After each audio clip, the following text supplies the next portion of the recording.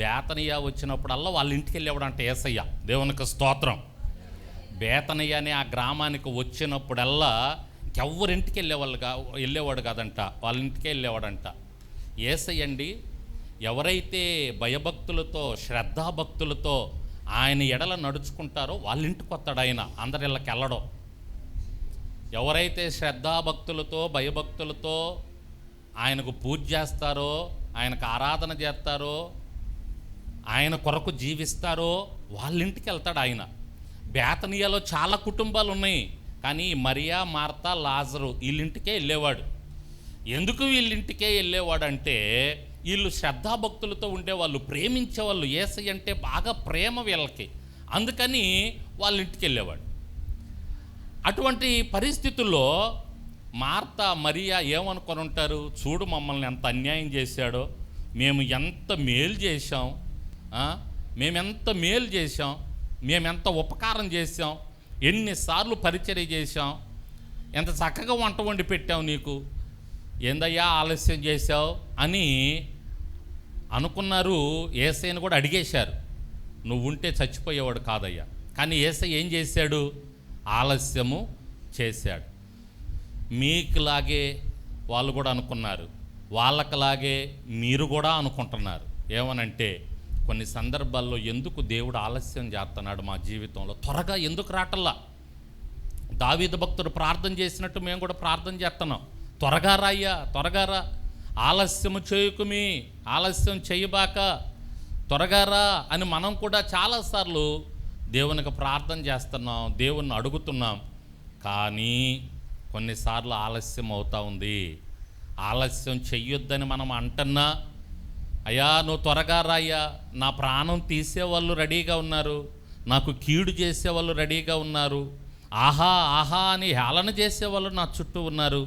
కానీ ఏంటి నా పరిస్థితి, ఇటువంటి పరిస్థితుల్లో నన్ను ఎందుకు విడిచిపెడతావు, నన్ను విడిపించటానికి నువ్వు త్వరగా రా, ఆలస్యం చేయబాక మనం అడుగుతున్నప్పుడు కొన్ని మారులు ఆలస్యం జరుగుతూ ఉంది. ఎందుకు ఆలస్యం జరుగుతుందంటే ఒక అద్భుతం జరగటానికే. నమ్ము, నువ్వు కానీ గట్టిగా నమ్మితే తప్పకుండా నీ జీవితంలో అద్భుతం జరిగిద్ది. స్తోత్రం చెప్పు, గట్టిగా బిగ్గరగా చెప్పు, హల్లెలూయా. ఇదిగో దానికి ఉదాహరణ మరియా, మార్తా. మరియా, మార్తా అలాగే అనుకున్నారు, ఆలస్యం జరగదనుకున్నారు, ఆలస్యం జరిగింది. లాజరు చచ్చిపోయాడు, తమ్ముడు చచ్చిపోయాడు, యేసయ్య వచ్చాడు, పరిగెత్తుకుంటా వెళ్ళారు. ఎందుకు ప్రభువా ఇలా చేసావు, ఇలా చేయకపోతే బాగుండేది కదా అని అడిగారు. అమ్మా, దేవుని కుమారునికి మహిమ రావటానికే, దేవునికి మహిమ రావటానికి ఎలా జరిగింది. ఇప్పుడు ఒక అద్భుతం మీ జీవితంలో జరుగుద్ది. బేతనియా గ్రామంలో ఎన్ని కుటుంబాలు ఉన్నాయా, ఎంతమంది ప్రజలు ఉన్నారా, కానీ ఎవరి కుటుంబాల్లో జరగనటువంటి అద్భుతం మీ కుటుంబంలో జరిగిస్తా, మీ కుటుంబంలో జరిగిద్ది చూడు అని చెప్పి ఆ సమాధి దగ్గరికి వెళ్ళి, మనకందరికీ తెలుసు లాజరు బయటికి రానంగానే చనిపోయినటువంటి లాజరు బయటకు వచ్చాడు. బేతనియా కుటుంబంలో చాలామంది చనిపోయారు, కానీ చాలామంది ఇళ్లలో ఎవరింట్లో చనిపోయినటువంటి వాళ్ళు తిరిగి లెగవల. మరియా, మార్తా ఇంట్లో చనిపోయినటువంటి లాజరు తిరిగి లేచాడా లేదండి? చూడండి, ఆ మాట ఎక్కడ కనపడుతుందో మనకి. 40వ వచనం దగ్గర నుంచి చదవండి. అందుకు యేసు, నువ్వు నమ్మిన ఎడల దేవుని మహిమ చూతు అని నేను నీతో చెప్పలేదా అని ఆమెతో అనెను. అంతటా వారు ఆ రాయి తీసివేసిరి. కన్నులు పైకెత్తి, తండ్రి నీవు నా మనవి వినినందున నీకు కృతజ్ఞతాస్తుతులు చెల్లించుచున్నాను. నువ్వు ఎల్లప్పుడూ నా మనవి వినుచున్నావని నేను ఎరుగుదును, కానీ నీవు నన్ను పంపితివని చుట్టూ నిలిచి ఉన్న ఈ జనసమూహము నమ్మునట్లు వారి నిమిత్తమే ఈ మాట చెప్పితినా నేను. ఆయన అలాగూ చెప్పి లాజరు బయటకి రమ్మని బిగ్గరగా చెప్పాను. 44వ వచనం చదవండి. వాడు కాళ్ళు చేతులు పీత వస్త్రములతో కట్టబడిన వాడై వెలుపలికి వచ్చి అతని ముఖమునకు రుమాలు కట్టి ఉండెను. అంతటి యేసు, మీరు అతని కట్లు విప్పిపోనీయుడని వారితో చెప్పారు. దేవునికి స్తోత్రం చెప్పండి. ఏం జరిగిందండి? ఏం జరిగింది? లాజరు, సమాధిలో ఉంచబడిన లాజరు, ఇప్పుడు అక్కడ మరియా, మార్తా మొఖాలు ఎలా ఉండుంటాయి ఆలోచన చేయండి. పిట్టర్ మార్క్స్ లైట్లు వెలిగినట్టు వెలిగిపోతూ ఉండుంటాయి. దేవునికి స్తోత్రం. వాళ్ళ మొఖాలే కాదు, ఆ చుట్టుపక్కల ఉన్నటువంటి ప్రజల మొఖాలు కూడా వెలిగిపోయి ఉంటాయి. ఆ లైట్లు గతంలో ఉండేలేండి. ఆ రోజుల్లో దీపాల మధ్యలో ఈ లైట్లు బాగా వెలుగుతుండేవి, పిట్టర్ మార్క్స్ లైట్లు అనేవాళ్ళు వాటిల్ని. అందుకని ఆ వాడుక, ఆ నానుడు వచ్చింది, ఆ నానుడి అలా అంటూ ఉండేవాళ్ళు. ఎవరన్నా సంతోషంతో మోకాలు వెలిగిపోతుంటారే, ఆ లైట్లు పేరు చెప్పి ఆ విధంగా వెలిగిపోతున్నాయి రా మీ మోకాలు అనేవాళ్ళు. అలా ఇప్పుడు అక్కడ మాడిపోయిన మోకాలు, దుఃఖంతో ఉన్న మోకాలు, ఏడుపుతో ఉన్న మోకాలు ఎలా అయిపోయినాయి? ఒక్కసారి వెలిగిపోయినాయి. అరే, చనిపోయినటువంటి వ్యక్తి బయటకు రావటం నిజంగా అద్భుతం. ఇది మరియా మార్త అనుకున్నారు, అయ్యో మేము ఎంత దౌర్భాగ్యం, యేసయ్య మీద ఎన్ని రకాలుగా ఆలోచన చేసాం, ఈయన మీద ఆలస్యం చేశాడని చెప్పి. ఆ పైన చూస్తే మీరు ఇంకా చాలా మాటలు అంటారు వాళ్ళు, అదంతా చదివించలేదు కానీ చెప్తున్నా. ఎన్ని అనుకున్నారు వాళ్ళ మనసులో. మరియా మార్త, ఈయనకి ఇన్నిసార్లు మేము పరిచర్య చేశామే, ఎంత ప్రార్థన చేశామే, మా తమ్ముడికి అనారోగ్యం రాగానే మనిషిని పంపించామే, అయ్యా రాయ్యా వచ్చి త్వరగా వచ్చి మా తమ్ముడిని లేపయ్యా, మా తమ్మునికి స్వస్థత ఇయ్యయ్యా అని చెప్పి పంపించామే, కానీ ఆలస్యం చేశాడు. చనిపోయాక వచ్చాడంటే అసలు ఎలా ఉంటుంది? చనిపోయాక వచ్చాడు, అసలు న్యాయమా ఇదేమన్నా? ఎన్నిసార్లు అనుకుని ఉంటారో. మనం కూడా బహుశా కొన్ని చేయి దాటిపోయినప్పుడు, కొన్ని మనల్ని దాటిపోయినప్పుడు, మనల్ని బాగా కష్టంలో పడేసినప్పుడు, ఇబ్బందుల్లో పడేసినప్పుడు సహజంగా చాలామంది, మీరే కాదు నేను కూడా, మన అందరినీ కలుపుకోవాలి ఈ విషయంలో. నేను కూడా అనుకొని ఉంటాను, ఏంటి ప్రభువా చేయి దాటిపోయింది కదా, ఇంత ఆలస్యం చేసావేందయ్యా, త్వరగా రా అంటే, త్వరగా రా అంటే ఏంది? వెంటనే కార్యం చేయి. మేము త్వరగా రా అని మేము ప్రార్థన చేస్తుంటే వెంటనే కార్యం చేయమంటే, అంతా అయిపోయిన తర్వాత, చేయి దాటిపోయిన తర్వాత ఆలస్యం చేయబాకు ప్రభు అని మేమంటే ఆలస్యం చేసేసావేందయ్యా అని మనం చాలాసార్లు అనుకొని ఉంటాం. అయితే పరిశుద్ధాత్మదేవుడు ఈ సమయంలో మాట్లాడుతున్నాడు. ఆలస్యం జరిగిన అద్భుతం మాత్రం తప్పకుండా జరిగి తీరుద్ది. దేవునికి స్తోత్రం చెప్పండి. హల్లెలూయా. కాబట్టి దావీదు భక్తుడు ప్రార్థన చేస్తున్నాడు, త్వరగా రాయ్యా, త్వరగా రా, ఆలస్యం చేయబాక. ఆలస్యం జరుగుద్ది కొన్ని సందర్భాలు, త్వరగా వచ్చిన సందర్భాలు కూడా ఉన్నాయి. దేవుడు త్వరగా వచ్చి చేసిన సందర్భాలు కూడా ఉన్నాయి. ఏదైనా ఒకటి అలా చెప్తారా మీరు? ఇన్ని సంవత్సరాల నుంచి వాక్యాలు వింటున్నారుగా, ఆయన త్వరగా కార్యం జరిగించిన సందర్భం ఒకటి చెప్తారా? చెప్పరు. రైట్. యేసుక్రీస్తు వారు సేవ చేస్తున్న సమయంలో చాలామంది మనవి వెంటనే విని కార్యం చేశాడు, త్వరగా విని కార్యం చేశాడు. బాగానే చెప్పింది సుజాత. దేవునికి స్తోత్రం. అయితే దేవుడు దూరంగా ఉండి మన జీవితంలో కార్యం జరిగించాల. దేవుడు దూరంగా ఉండి మన జీవితంలో కార్యం జరిగించాలి. మనం ప్రార్థన చేయగానే దేవుడు కార్యం జరిగించాల అని కానీ మనం ఆలోచన చేస్తే, హిజ్కియా అనేటటువంటి ఆయన ప్రార్థన చేయగానే వెంటనే దేవుడు ఏం చేశాడు? హిజ్కియా జీవితంలో వెంటనే కార్యం చేశాడు, త్వరగా. అలాగే హిజ్కియా అలాగే ప్రార్థన చేయ, అయ్యా త్వరగా చేయ్యా కార్యం, ఇక అయిపోయింది, నీ ఇల్లు చక్కబెట్టుకొని నువ్వు కాసేపట్లో చనిపోతావు అన్నాడు. అంతే. ప్రవక్త వచ్చి ఏమన్నాడు? వెంటనే చనిపోతావు. చనిపోయిన దాకా దేవుడు చూడలా హిజ్కియా జీవితంలో, చనిపోయిన దాకా ఆలస్యం చేయలా. ఇక్కడేమో లాజరు చనిపోయిన దాకా ఆలస్యం చేశాడు. అంటే ఒక అద్భుతం చేద్దాం, కొంతమంది ఉంటారు నా గురించి ఎలా అనుకుంటుంటారు, ఆలస్యం చేశాడు. ఇంకేముంది, ఆయన ఎంత ప్రార్థన చేసుకుంటున్నామో, ఎన్ని సంవత్సరాల నుంచి చర్చికి వెళ్తున్నామో, ఎన్ని సంవత్సరాల నుంచి నమ్ముకున్నాం, ఎంతమంది ఎగతాళి చేసినా మా యేసయ్యే దేవుడు, మా యేసయ్యే దేవుడు, మా యేసయ్యే దేవుడు, ఎంతమంది హేళన చేసినా అబ్బో బైబిల్ పట్టుకొని వెళ్తుంది భక్తి పరురాలు అన్నా కూడా మా యేసయ్యే దేవుడు, మా యేసయ్యే దేవుడు అని చెప్పేసి మేము మందిరానికి వెళ్ళాం, చర్చికి వెళ్ళాం, దేవుని దగ్గరికి వెళ్ళాం, ఎవరు ఎంత ఎగతాళి చేసినా చేసుకొని అని చెప్పేసి వెళ్ళాం.